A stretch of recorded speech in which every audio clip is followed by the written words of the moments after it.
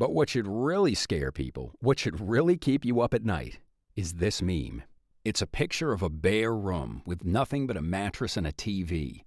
And the caption, "Men think it's okay to live like this."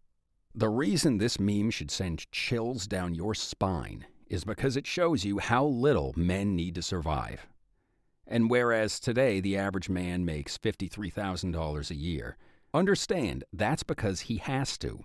The current population of men have houses, mortgages, car loans, student loans, families, bills, child support, alimony, etc., etc.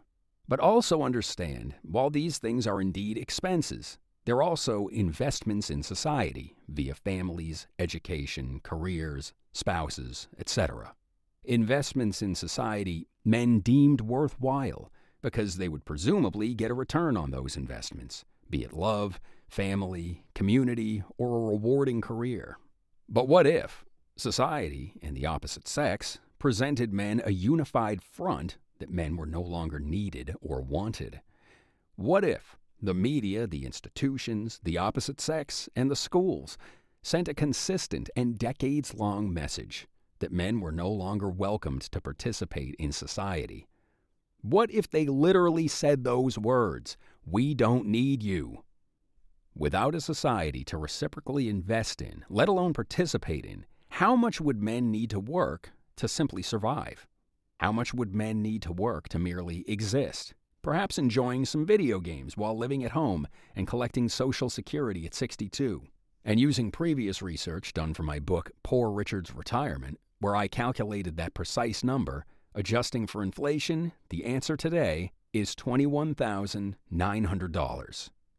A full 60% less than the 53,000 men produce today. Men are certainly dropping out of the labor force, working less, and studying less. But what should concern every American and Westerner today is not that we're losing 3% of the male workforce every decade. It should be just how low men can go.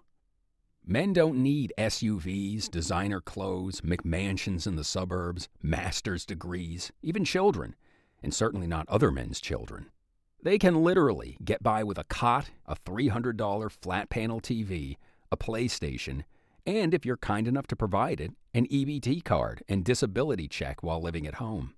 This would result in a 60% drop in everything men produce. And that production isn't the variety of DEI consultants, pre-K teachers, or whatever other worthless horse shit women disproportionately produce in this economy. It's the critical, infrastructural, vital stuff we need to simply live.